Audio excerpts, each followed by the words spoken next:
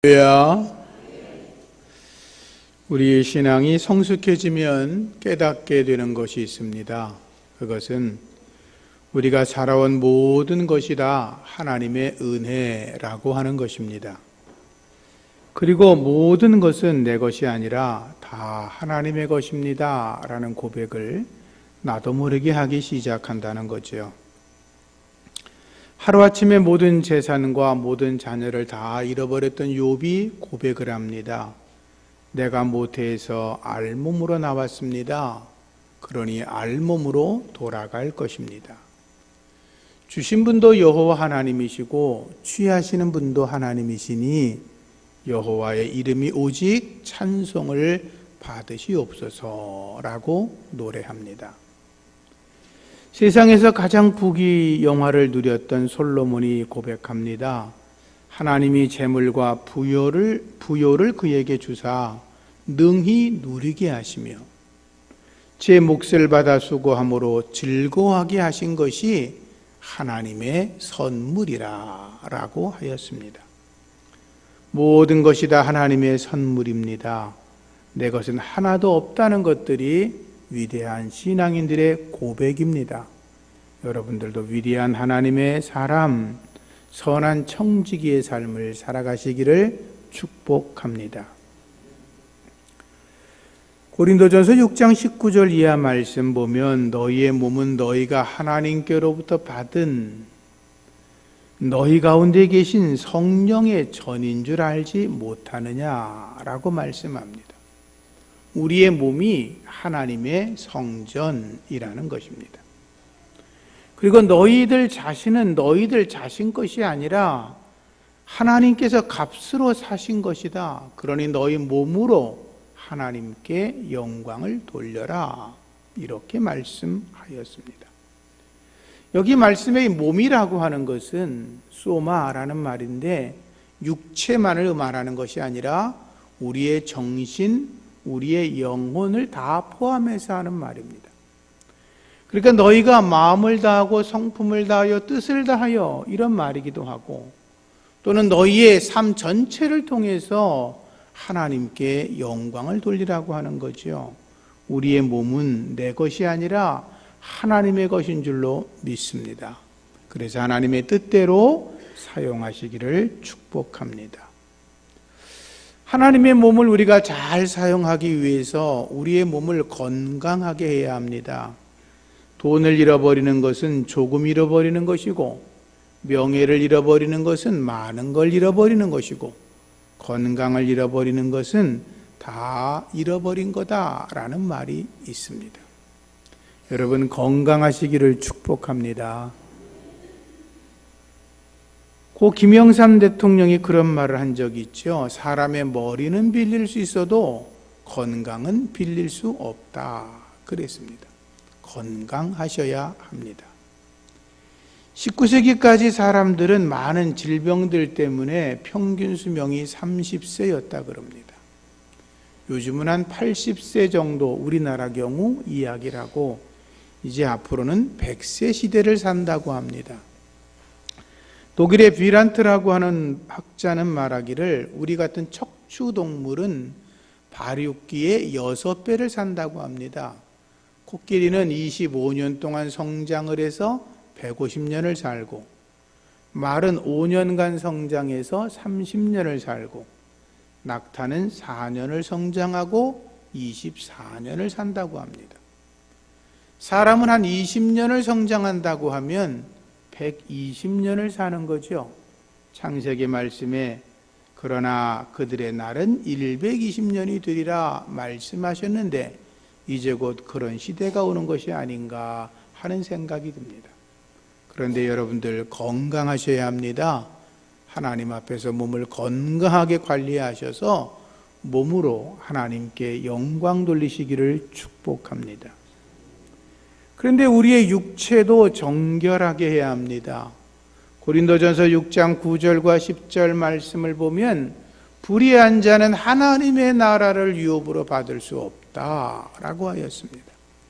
그러면서 말하기를 미혹을 받지 마라. 음행하는 자, 우상숭배자, 간음하는 자, 탐색하는 자, 남색하는 자, 도적이나 탐욕 부리는 자, 술 취하는 자, 모욕하는 자, 속여 빼앗는 자들은 하나님의 나라를 유업으로 받을 수 없다 그랬습니다. 사도 바울의 편지글들 가운데는 하나님의 나라를 유업으로 받을 수 없다는 말이 여러 번 등장합니다. 근데 그 말씀과 함께 관련돼 나오는 얘기는 뭐냐 하면 육체의 정욕을 따라 살아가는 사람들은 하나님의 나라를 유업으로 받을 수 없다. 지옥에 떨어진다. 이렇게 말씀하였으니 육체의 정욕을 쫓지 말고 성령의 소욕을 쫓아 천국에 이르시기를 축원합니다. 음행이라고 하는 것은 다른 사람들의 육욕을 위해서 육체를 파는 행위를 말합니다.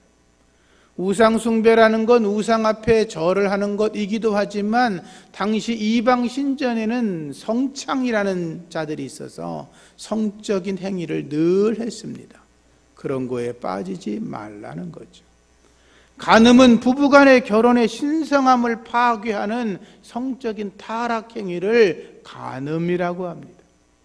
탐욕은 유약하다, 여자 같다 그런 말인데 남자가 여자 같은 모습을 하고 성적인 행위를 하는 것, 그리고 남색이라고 하는 건 동성연애자를 말하고 있는 것입니다. 요즘 사회에서 동성연애자에 대한 얘기가 많이 있는데 성경은 분명하게 말합니다. 너는 여자와 동침한 같이 남자와 동침하지 말라. 이는 가증한 것이라. 이 가증한 일을 행하는 자들은 그 백성 중에서 끊어진다고 성경은 말씀하고 있습니다. 말씀 속에 도덕이라고 하는 것은 좀도둑을 말하는 것이고 탐욕이라는 것은 자기의 욕심을 위해서 남의 사람의 것들을 빼앗는 것이고 술 취하는 자라는 것은 술로 인해서 자신과 이웃에게 해를 끼치는 것이고 모욕하는 자라는 것은 남을 비방하는 자를 말하고 그리고 속여 빼앗는다는 말은 여러 가지 방법을 동원해서 남의 재산을 강탈하는 짓을 말하는 것입니다. 여러분 가운데 그런 이가 없는 줄 압니다만 하나님의 성전된 몸을 가진 우리들이 주님 앞에 더욱더 정결해야 될 줄로 믿습니다. 하나님의 사람들은 주 예수 그리스도의 이름과 우리 하나님의 성령 안에서 씻음과 거룩함과 의롭다함을 받았다라고 11절에 말씀하고 있습니다. 저와 여러분들은 이미 하나님의 사람입니다. 예수 그리스도의 십자가의 피로 인해서 이미 우리 죄를 씻음받았고 거룩하게 되었고 그리고 의롭다 하심을 입었기 때문에 다시는 죄악의 길로 다시는 육체의 더러운 것으로 우리를 빠뜨려서는 안 된다라고 하는 것입니다. 우리가 예배당에 들어오기만 해도 왠지 마음이 거룩해지는 것 같지 않습니까? 예배당 안에만 들어와도 내가 더러운 말을 하는 게 부끄럽고 그래서 그런 말을 쓰지 않으려고 하고 예배당 안에 들어와서 술이나 담배를 내 몸에 취하지 아니하고 예배당에 들어오면 나도 모르게 거룩한 기운을 받아서 나를 정결하게 하고 싶지 않습니까? 그런데 성경은 내 몸이 하나님의 성전이라 했으니 여러분의 몸을 세상 것으로 더럽히지 말기를 주의 이름으로 부탁을 드립니다. 우리의 몸이 하나님의 성전입니다. 우리 몸 안에 성령님이 거하신다는 거예요. 이 예배 자리에도 하나님의 성령이 충만하게 거하고 계시지만 이미 여러분들의 심령 속에 하나님의 성령께서 우리를 다스리시고 우리를 통치하시려고 우리 안에 가득 거하신다는 거죠. 성령을 근심시키지 마시기를 부탁을 드립니다. 하나님의 성전을 들어가면 큰 마당, 성전 뜰이 있습니다. 성전 뜰에서 보여지는 게 뭐냐면 제단입니다. 하나님 앞에 제사를 드리는 것. 그곳에서 번제, 화목제, 속죄제, 속건제, 소제가 드려집니다. 우리의 몸을 하나님 앞에 제사로 드리라는 것입니다. 그래서 바울이 뭐라고 말합니까? 그러므로 형제들아, 내가 하나님의 모든 자비하심으로 권하노니 너희들의 몸을 하나님이 기뻐하시는 거룩한 산 제사로 드리라 라고 말하지 않습니까? 여러분의 몸을 하나님 앞에 거룩한 산 제사로 드리는 은혜가 있기를 바랍니다. 성소 안으로 들어가면 성소 안에 보여지는 것들이 있습니다. 분향단과 등잔대와 떡상이 있습니다. 제사장들이 성소에 들어가서 분향단에다가 향기로운 향을 피워 올립니다. 아주 순수하고 순결하게 만든 것으로 하나님 앞에 향을 피워 올립니다. 아침과 저녁으로 등불에 불을 갈아 놓을 때 함께 향을 피워 올립니다. 향은 성도들의 기도를 말하는 것입니다. 성소 안에서 기도하라는 것입니다. 여러분이 하나님의 몸, 하나님의 성전이니 쉬지 말고 기도하라는 것입니다. 우리의 성전의 몸 안에 하나님의 거룩한 빛을 밝히라는 것입니다. 어둠의 세력을 몰아내고 세상 속에서 빛의 삶을 살아가고 빛 대신 예수 그리스도를 증거하는 삶을 살아가라 라고 하는 것입니다. 떡상이라고 하는 것은 그 위에 진설병을 12개를 올려놓습니다. 좌우에 6개씩 안식일마다 갈아놓게 되어 있었습니다. 그 떡은 생명의 떡이신 예수 그리스도를 말하는 것입니다. 우리 안에 생명의 떡 예수 그리스도가 우리 안에 거하고 계십니다. 그분을 높여드리며 그분을 자랑하고 그분을 전하라는 것이 성전의 몸을 갖고 있는 저와 여러분들이 해야 될 일인 것입니다. 성전 안에서 행해지는 일이 또 있습니다. 율법을 가르치고 공중 예배를 드리고 백성을 판단하는 것입니다.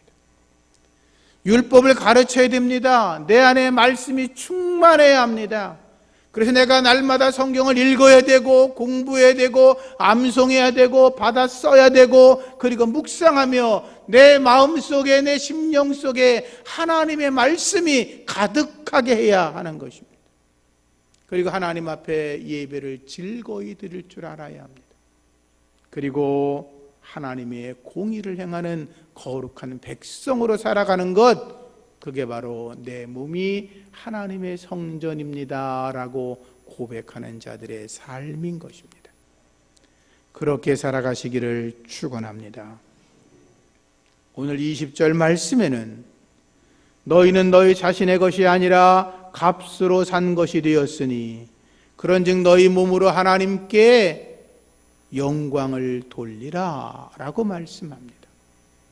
값으로 사신 것이 되었으니 라고 말씀하였습니다. 값으로 샀다는 것은 하나님께서 우리를 돈 주고 샀다는 거지요. 근데 그 값이 돈이 아니라 예수 그리스도의 십자가의 죽음이라고 하는 값을 지불하고 저와 여러분들을 샀다고 하는 것입니다. 마땅한 대가를 지불했다는 것입니다. 합당한 대가를 지불했다는 것입니다. 싸구려로 산 것이 아니라 우리 주 예수 그리스도가 죽으심으로 말미암아 가장 값비싼 것을 지불하고 천하고 볼 것 없는 우리를 사셨다는 것입니다. 그래서 우리는 내 것이 아니라 하나님의 것인 줄로 믿습니다. 우리의 소유는 하나님이십니다. 그래서 이 사도 바울이 예수 그리스도가 핏값으로 자기를 산 것을 알고 고백합니다. 내가 그리스도와 함께 십자가에 못 박혔습니다. 그런즉 이제는 내가 사는 것이 아니고 내 안에 그리스도께서 살아가고 계십니다. 이제 내가 육체 가운데 사는 것은 나를 사랑하사 나를 위하여 자기 자신을 버리신 하나님의 아들을 믿는 믿음 안에서 사는 것이라고 바울이 고백을 한 것입니다. 주님과 함께 살고 주님과 함께 죽을 수 있는 저와 여러분 되기를 부탁합니다. 20절 말씀에 그런즉 너희 몸으로 하나님께 영광을 돌리게 하라 라고 했습니다. 하나님께 영광이 되기를 바랍니다. 먹든지 마시든지 무엇을 하든지 하나님께 영광을 돌리게 하라. 내가 하는 조그마한 행위도, 물 한 잔 마시는 것도, 숨을 쉬는 것도, 입을 벌려 말을 하고 언어를 표현하는 것도 하나님께 영광이 되게 하라.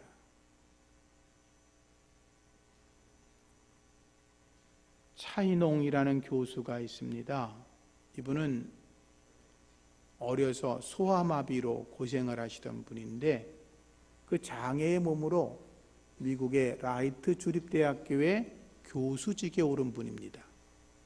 장애인으로는 최초로 우리나라 사람으로 미국 대학의 교수가 됐다는 거죠. 그분은 1살 때 소아마비를 앓았습니다. 하반신 장애로 제대로 움직일 수가 없었어요. 옛날에는 자식들을 많이 낳지 않았습니까? 6남매가 있었는데 자식 하나가 이 불구자니까 부모가 얼마나 힘들었겠어요.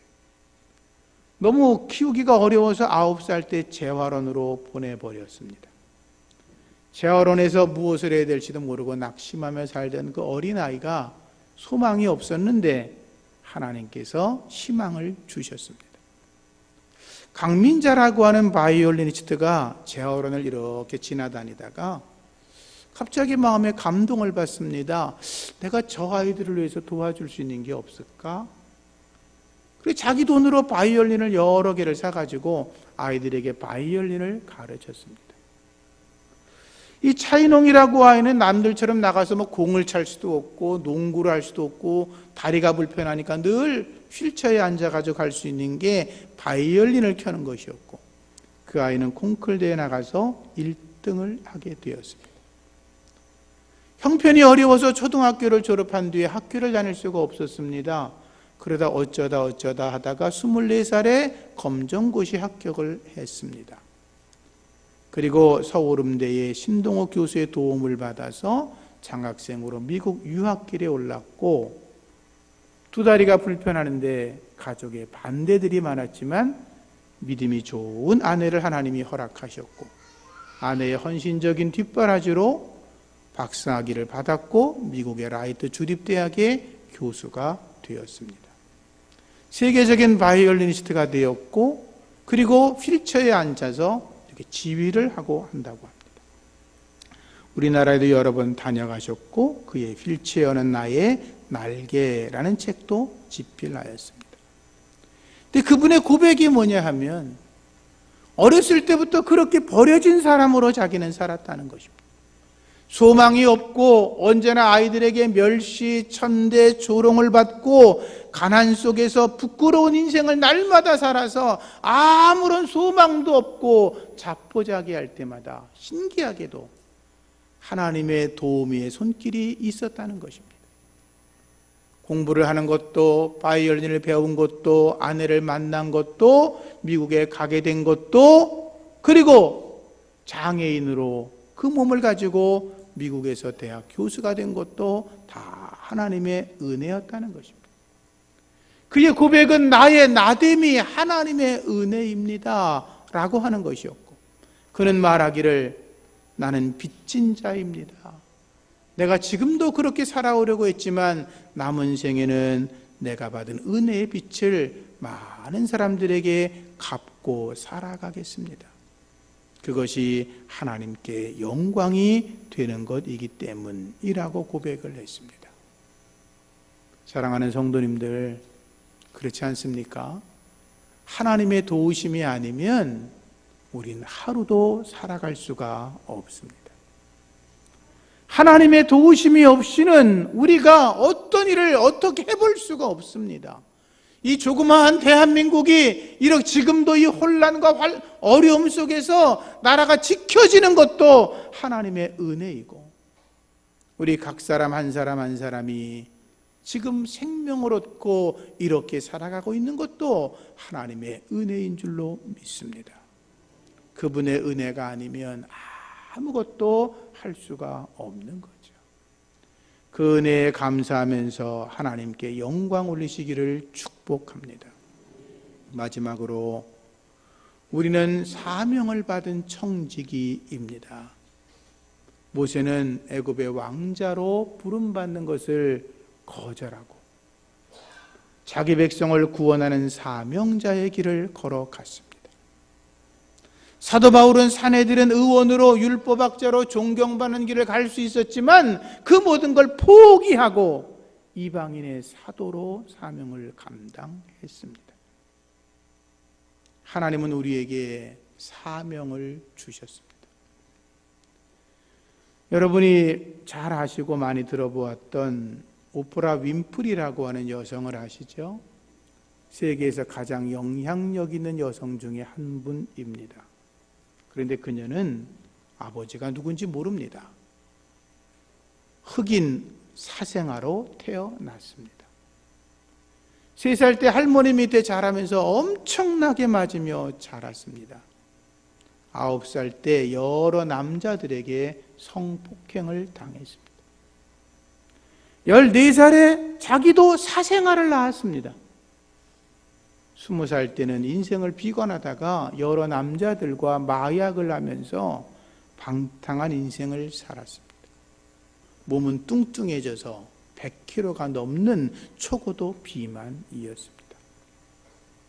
그렇게 버림받았던 여자가 어느 날 예수님을 만나고 변화되었습니다. 말씀을 붙잡고 기도했습니다. 하나님, 내가 사람처럼 살고 싶어요. 하나님의 자녀로 살고 싶어요. 저를 하나님의 도구로 써주세요. 많은 사람들을 기쁘게 할 수 있도록 도와주세요.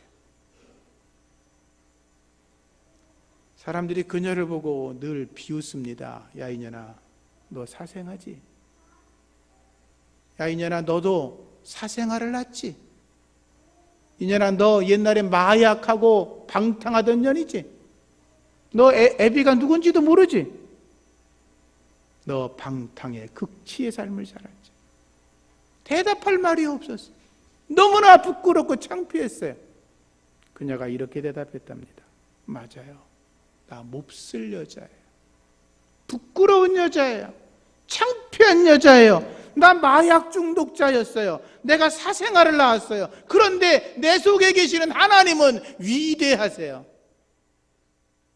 그러면서 엎드려 하나님의 도우심을 기도했고, 그녀는 지금 세계를 움직일 만한 영향력 있는 여자가 되었습니다. 지금도 기도할 때마다 하나님이 기뻐하시는 도구로 나를 사용하여 주옵소서라고 기도를 한다고 그러죠. 2004년 9월 13일 날 꿈은 이루어진다라는 주제로 깜짝 쇼를 했던 이야기를 아시죠? 미국 전역의 형편이 어려워서 자동차를 구입하지 못하는 분들의 그 이야기들을 다 편지로 받았어요. 그 사람들 중에서 다 추려서 276명을 추려냈고 그들을 방청객으로 초청을 했어요. 그리고 무대에 자동차를 세워놓고서 제비를 뽑는 거예요. 여기 앉아 계신 분들한테 제가 3,500만 원짜리 자동차를 준다고 제비를 뽑으면 그거 받으면 얼마나 놀라겠어요.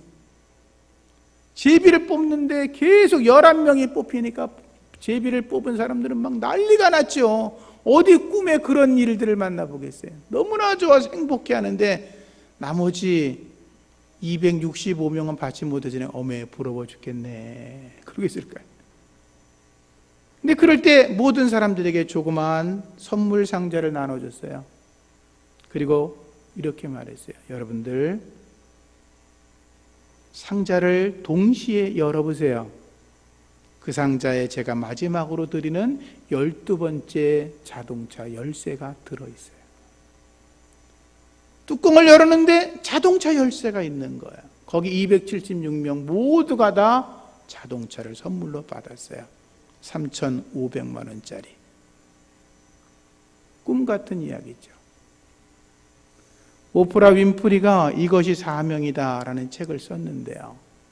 그녀가 거기서 사명이란 말 4가지를 이렇게 말했어요. 남보다 더 많은 것을 가진 건 축복이 아니라 어려운 사람들을 도와주라고 하는 사명이다.